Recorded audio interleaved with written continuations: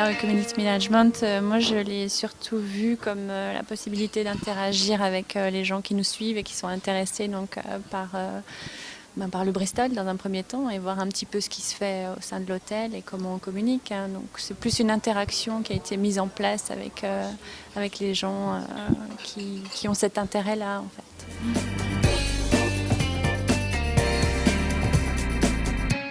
Alors oui, non, moi je viens vraiment du secteur de l'hôtellerie, j'ai fait une école hôtelière et donc bien sûr je passais par la case réception, réservation, donc je suis aujourd'hui responsable des réservations et revenu manager. Donc oui, j'ai vraiment un parcours très typique hôtelier.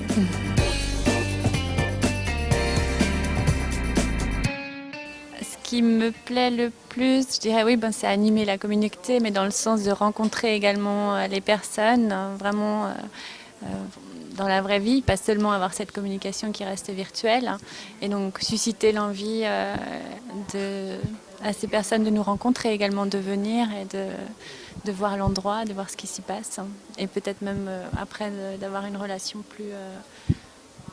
plus régulière, dans le sens où on a des gens qui reviennent vraiment souvent et qui sont maintenant des clients habitués.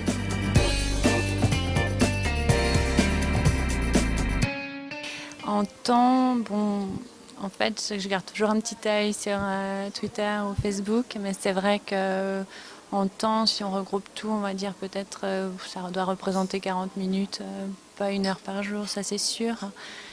Après, c'est plus des instants où il y a des conversations, alors après il y a peut-être des échanges qui se créent. Mais l'un dans l'autre, c'est vrai, ou moi je le refais aussi le matin en arrivant au travail, dans le bus ou autre, ou le soir, le week-end chez moi. C'est vrai que c'est des choses qui se font facilement sans être à l'hôtel.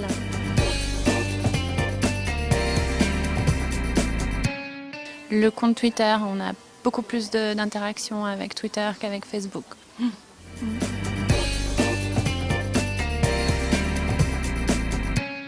Alors c'est vrai qu'on m'avait fait la remarque, mais je n'avais même pas prêté attention à ça, dans le sens où souvent dans mes tweets je dis je.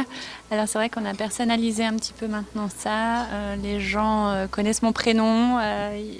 C'est vrai que c'était assez drôle. Mais bon, bien sûr, je suis le porte-parole du Bristol quand je communique avec ce compte. Donc bon, bien sûr, il faut être authentique aussi, je pense. Il faut personnaliser, je pense surtout, et humaniser ce rapport. Donc je pense que c'est bien en effet de connaître la personne. Pas être non plus anonymement et de communiquer avec une marque en tant que telle, mais à une personne quand même. Ouais.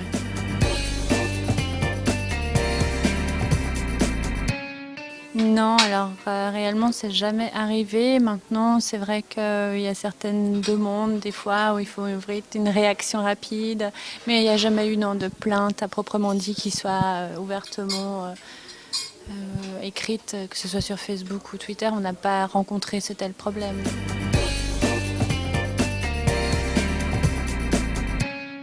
Mais il faut le traiter de la même façon. Nous, on a l'habitude de traiter les plaintes, on les traite déjà, hein, ça n'a rien à voir d'exceptionnel. Maintenant, je pense qu'il y a cette dimension peut-être de l'instantanéité sur les réseaux sociaux qu'il faut être vraiment réactif. Hein.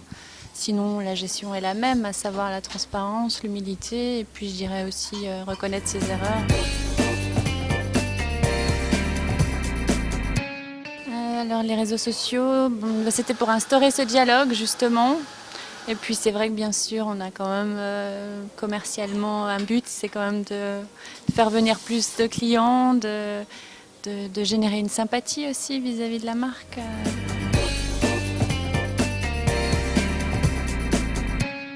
Alors au niveau du bar et du restaurant, oui, on a quand même des clients qui passent. Alors on a aussi notre compte Foursquare, donc ça aussi, je veux dire les trois cumulés, c'est certain qu'on a quand même plus... on va dire, on a des gens qui ont cette curiosité de venir. Bon, bien sûr, il faut qu'ils soient dans les périmètres aux alentours. C'est sûr que des gens de Lausanne encore, ils se déplacent. Paris, de temps en temps, on a des remarques. Si j'étais à Genève, je viendrais déguster les plats du jour parce qu'on met l'annonce des plats du jour à midi. Donc c'est souvent assez alléchant et les gens, ça leur donne des envies.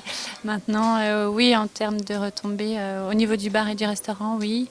Au niveau de l'hôtel, non, ça reste très épisodique. On a quelques demandes, on a dû confirmer 2 ou peut-être 3 réservations. Foursquare, c'est le même but aussi, hein, commercialement. Bon, là, on a été également poussé par les membres de la communauté à être présents sur cette plateforme. On a assez rapidement, donc, on s'est approprié l'endroit et donc après, on a créé la promotion. Et puis, c'est vrai que le but, c'était bien sûr d'être l'un des premiers établissements à le faire sur Genève. Bon, je crois qu'on était le deuxième, il y avait un bar avant nous ou un café. Mais en effet, ce qui est vraiment intéressant, c'est que dès que vous êtes dans le périmètre de l'hôtel Bristol, que vous faites un check-in, vous avez tout de suite cette promotion qui apparaît, donc l'endroit est vraiment visible. L'été dernier, on a eu quand même quelques passages de gens venant, une Australienne en particulier, on a eu quelques Américains aussi qui sont venus après qui demandent à discuter, enfin c'était assez sympa. Donc oui, ça génère quand même de la visibilité.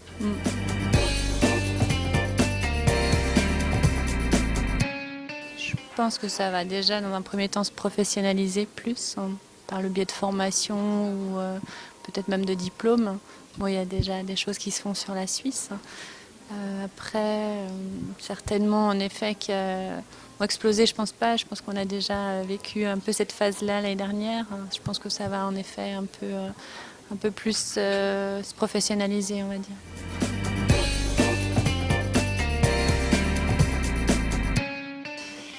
Principalement de ne pas prendre cette plateforme comme un endroit publicitaire ou de communication vraiment dans un sens. Il faut voir ça comme créer, pas évident au départ, mais il faut vraiment chercher à créer un échange et puis donner envie à ces personnes après de venir à l'endroit, de venir nous rencontrer et puis justement par cette dimension un peu personnelle et humaine. Donc pas se lancer en pensant que c'est uniquement de la communication ou de la publicité.